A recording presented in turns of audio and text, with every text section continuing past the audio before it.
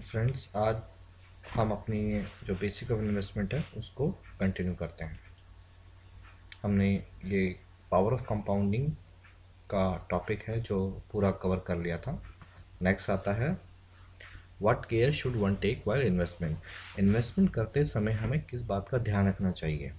पहला जो इसका वो है रीज़न वो कि obtain documents explaining the investment. जो भी कोई इन्वेस्टमेंट सोर्स है जिसमें हम इन्वेस्ट कर रहे हैं उसके बारे में हमें पूरा पता होना चाहिए, उसके डॉक्यूमेंट्स होने चाहिए, उनकी हमें पूरी अंडरस्टैंडिंग होनी चाहिए कि जो इन्वेस्टमेंट है वो किस पर्पज़ के लिए है। उसकी जो अथेंटिसिटी है, जेन्युइनिटी जाननी चाहिए कि इन्वेस्टमेंट क्या है। कोई फॉर एग्जांपल कोई फंड है जिसमें आप इन्वेस्ट कर रहे हो तो उसकी जेन्युइनिटी, उसका रीज़न पता होना चाहिए कि वो किस पर्पज़ के लिए इन्वेस्ट किया है। या किसी कंपनी में इन्वेस्ट कर रहे हो, अगर उसने इशू स्टार्ट किया है तो वो किस पर्पज़ के लिए पैसे ले रहा है। Find out the cost and benefit associate with the investment. अच्छा, आपका जो गोल है, जिस पर्पज़ के लिए आप इन्वेस्ट कर रहे हैं, वो हमें फाइंड आउट करना है। उसकी जो कॉस्ट है इन्वेस्टमेंट की और उसका जो बेनिफिट है वो उस क्या एसोसिएटेड है। Assess the risk return profile of the investment. आपका जो इसमें जो इन्वेस्टमेंट है वो कितना रिस्की है और कितना रिटर्न दे रहा है। फॉर एग्जांपल इक्विटी से रिलेटेड है तो उसमें रिस्क ऑब्वियसली होगा और रिटर्न भी अच्छा आएगा। और अगर आप रिस्क लेने की क्षमता नहीं है तो आपको रिस्की इन्वेस्टमेंट में नहीं करना चाहिए। Know the liquidity and safety aspect of the investment. उसकी लिक्विडिटी यानी कि तरलता कितनी है, कि क्या पैसा आप इन्वेस्ट करने के बाद कहीं लॉक इन पीरियड तो नहीं है। उसको अगर मान लो आपने इन्वेस्ट कर दिया, कोई 3 साल का प्रोजेक्ट है उसमें इन्वेस्ट कर दिया और आपको अगले साल ही पैसे की ज़रूरत पड़ गई, तो क्या आप निकाल सकते हैं कि नहीं निकाल सकते हैं, ये चीज़ भी हमें देखना पड़ता है। Ascertain it appropriates for your specific, जो आपका स्पेसिफिक गोल है उसके अकॉर्डिंग भी है या नहीं है। फॉर एग्ज़ाम्पल आपको अपने आ, बच्चे के लिए एजुकेशन के लिए पैसा रखना है और आपको वो अगले साल ही चाहिए और आप इक्विटी में इन्वेस्ट कर रहे हो, तो ये उचित नहीं है। बिकॉज ज़रूरी नहीं है कि उसमें लिक्विडिटी बने, या सॉरी लिक्विडिटी तो बहुत रहती है, बट अगर आपको पैसा निकालना हो 1 साल बाद और उस पैसे की वैल्यू कम हो जाए तो आपका काम भी नहीं होगा। तो बेटर ये है कि ऐसे के लिए आप फिक्स डिपॉजिट कर दो, राइट। जो है compare these details with other investment opportunity. कोई अल्टरनेट सोर्स ऑफ इन्वेस्टमेंट ऐसा तो नहीं है जो इससे बेटर हो, उसमें कम रिस्क और ज़्यादा रिटर्न हो, जो आपका जो डिज़ायर गोल है उसको पूरा भली भांति करता हो, तो हमें ऐसे में उस इन्वेस्टमेंट पे जाना चाहिए। Examine if it fits in with other investment you are considering और यू हैव ऑलरेडी मेड, ये हमें चीज़ को चेक करना चाहिए। Deal only through the authorise, अगर ऑथराइज इंटरमीडिएटरी है यानी कोई लीगल हमारे बीच है तभी हमें ये करना चाहिए। ओवर द काउंटर हो तो हमें ये चीज़ नहीं करना चाहिए। See all clarification about the intermediacy and the investment, जो भी क्लैरिफिकेशन पॉइंट है हमें वो पूरा जानने के बाद ही इन्वेस्ट करना चाहिए। Explore the option available to you if something were to go wrong and then if satisfied make the investment। सारे ऑप्शन अवेलेबल होने के बाद आप अगर उससे पूरी तरह संतुष्ट हैं तभी वो इन्वेस्टमेंट करना चाहिए। These are called the 12 important steps to investing। What is mean by interest. अच्छा, इंटरेस्ट क्या होता है, यानी कि ब्याज। when we borrow money we are expected to pay using it, this is known as interest। अगर हम किसी से पैसे उधार लेते हैं और उसको एक निश्चित समय के बाद निश्चित दर के साथ हम उसको पैसे को लुटाते हैं, जो दर होती है वो होता है इंटरेस्ट। फॉर एग्ज़ाम्पल आज आपने किसी से 100 रुपये लिए और 1 साल के बाद 6% के ब्याज के साथ उसको 106 रुपये वापस रिटर्न कर दिए। तो जो ये 6% है, यानी कि जो 6 रुपये है, वो आपका इंटरेस्ट हो गया। Interest is amount charge to be borrower, जो कर्ज लेने वाला आदमी है उसके ऊपर चार्ज किया जाता है। The privilege of using lends money. Interest is usually calculated as a percentage, ये हमेशा परसेंटेज में ही कैलकुलेट किया जाता है, ऑफ द प्रिंसिपल। प्रिंसिपल जो यानी कि 100 रुपये यहाँ पे प्रिंसिपल अमाउंट है।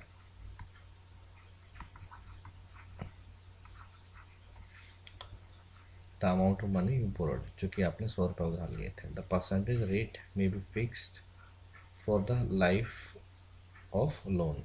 मान लो ये लाइफ ऑफ लोन जो है वो है यहाँ पे 1 ईयर, और इट मे बी वेरिएबल, या तो ये फिक्स 6% भी हो सकती है, या ये फ्लोटिंग भी हो सकती है। फॉर एग्जांपल हम लोन लेते हैं तो हर 3 महीने के बाद ब्याज दर बदल जाती है, रेपो रेट जैसे बदलती है, तो ये फ्लोटिंग भी हो सकता है। फॉर एग्जांपल एक समय के लिए 6.5% हो गया और 7% हो गया, etcetera.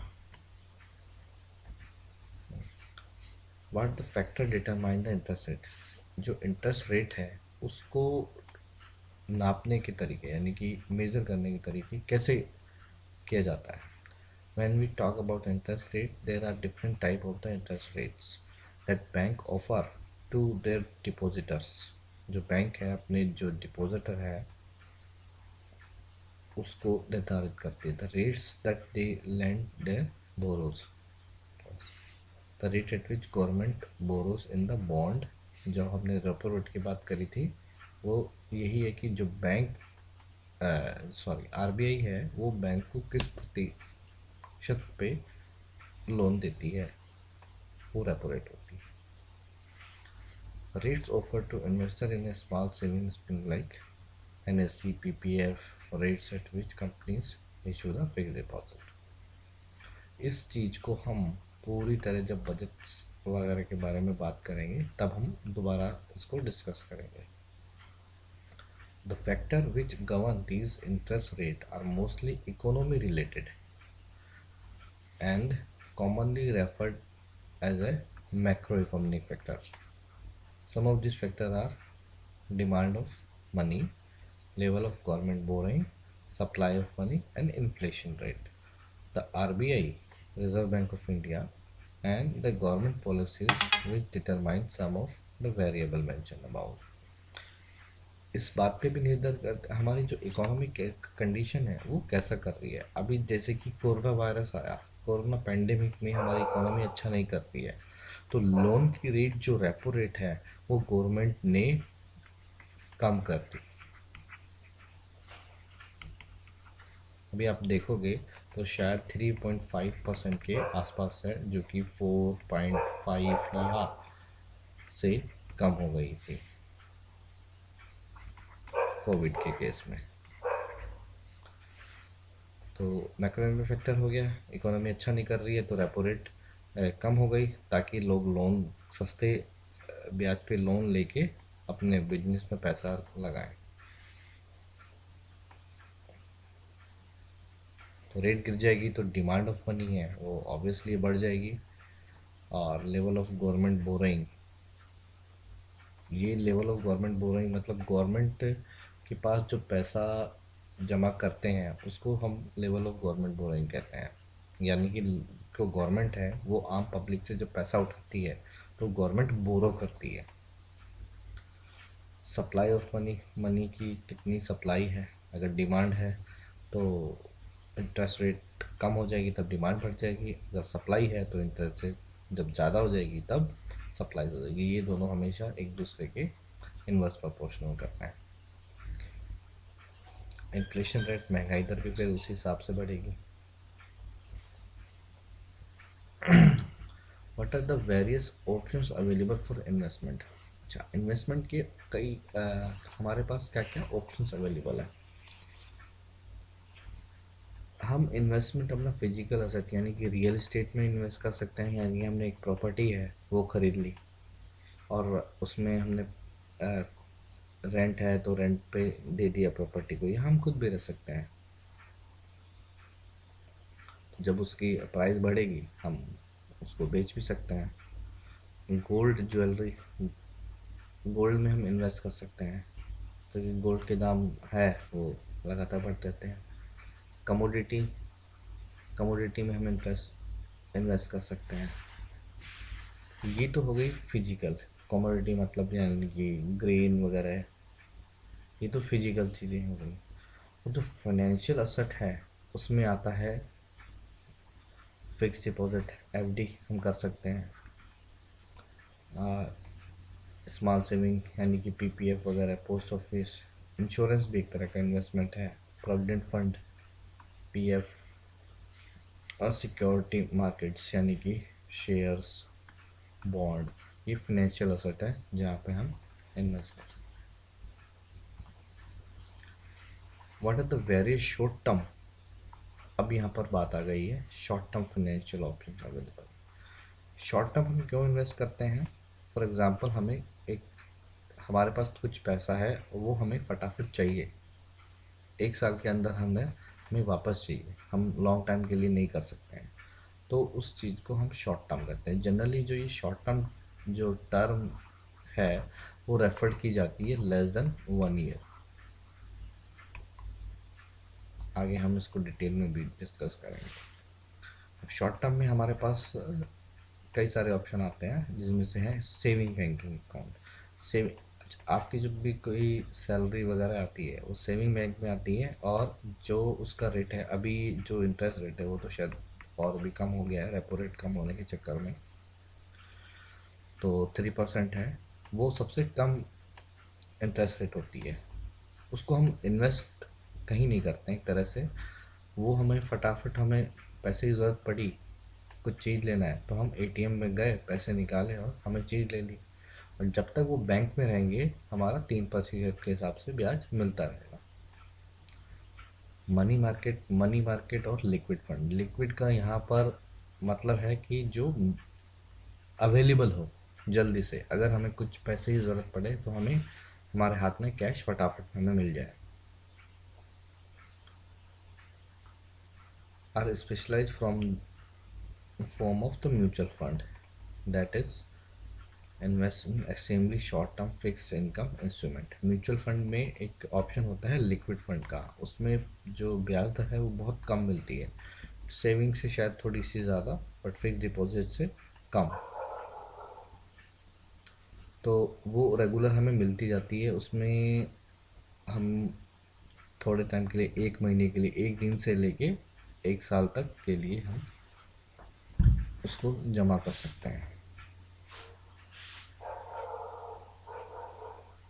Unlikely the most mutual fund money market funds are primarily oriented towards protecting your capital and then aim to maximize the return. Money market funds usually yield better return than saving. जैसा हमने बताया, saving से ज़्यादा होती है but lower than the bank fix deposit, यहाँ पे लिखा हुआ। अब आता है हमारा option fix deposit. Fix deposit में with bank are also referred as a term deposit. Term deposit minimum investment period bank is 30 days. हम एफडी जो है वो 30 दिन के लिए, शायद अब तो और भी कम दिनों के लिए करवा सकते हैं, बट उसका इंटरेस्ट जो है वो सेविंग के अकाउंट के लगभग ही होता है। Fix deposit with banks are investor with low risk appetite, इसमें रिस्क नहीं होता है। पहले गवर्नमेंट ने 1 लाख का छूट दिया था, अब 5 लाख तक का छूट दिया है। फॉर एग्जांपल आपके पास 5 लाख रुपए हैं और आप फिक्स डिपॉजिट करते हैं और बैंक डूब जाता है तो गवर्नमेंट आपको 5 लाख रुपए देने की गारंटी देता है। अगर आपके पास 6 लाख रुपए और वो आप करते हो और बैंक डूब गया तो आपको सिर्फ 5 लाख ही मिलेंगे। तो ये एक तरह से लो रिस्क है, इसमें रिस्क नहीं है, बैंक आसानी से डूबते नहीं है।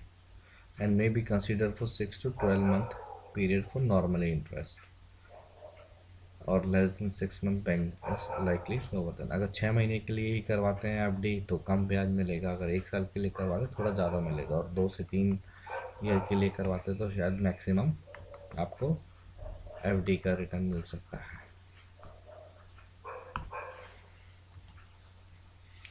फिर हमारे पास एक ऑप्शन है कि पोस्ट ऑफिस सेविंग हम करवा सकते हैं।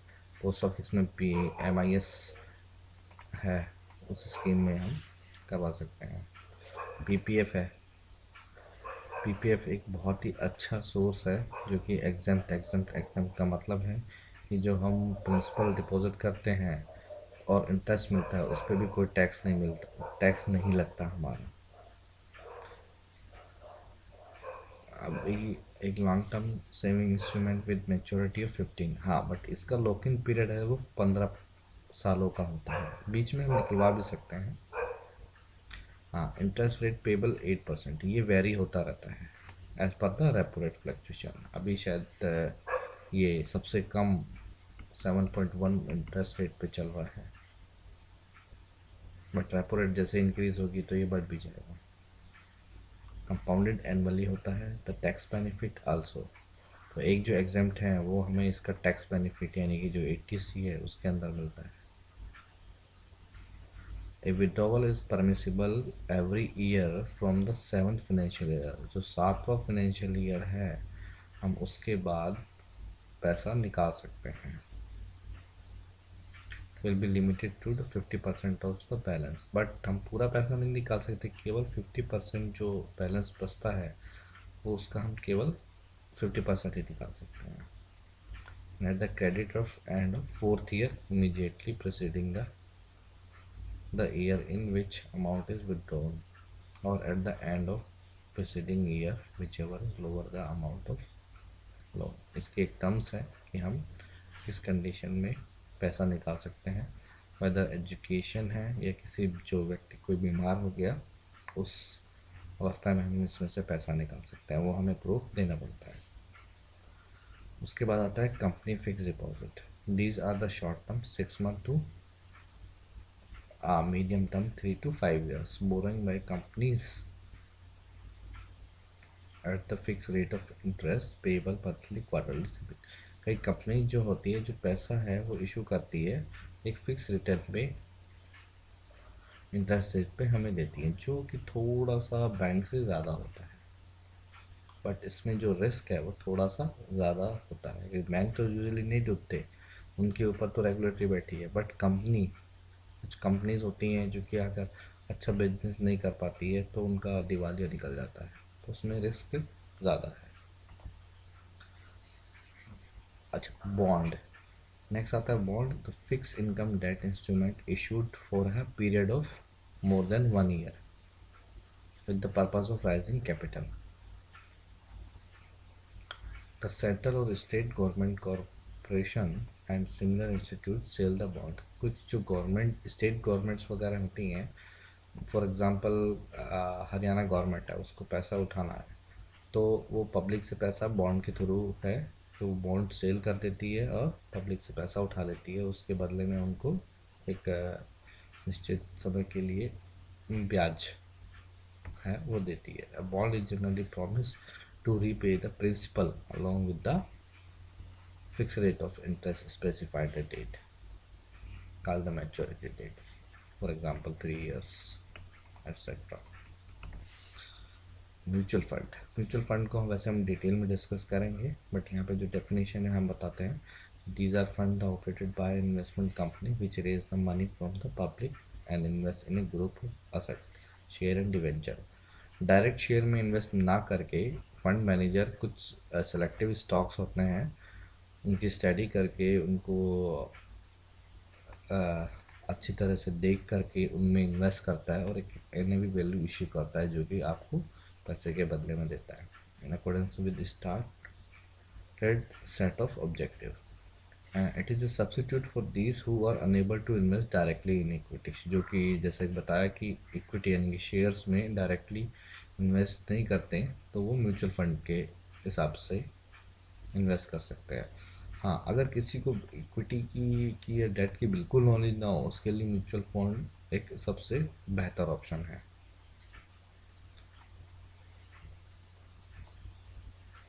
What is mean by the stock exchange. अब आता है हमारा स्टॉक एक्सचेंज क्या होता है। हम शेयर्स का नाम बड़ा सुनते हैं कि शेयर खरीदते हैं, शेयर, ये शेयर बिकते कहाँ पर है।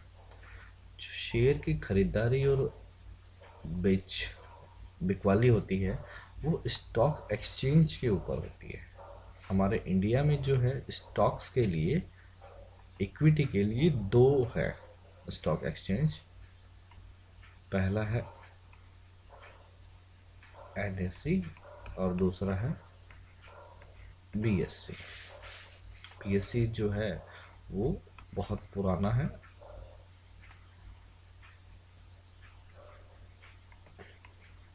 ओल्ड, और ये जो है वो न्यू।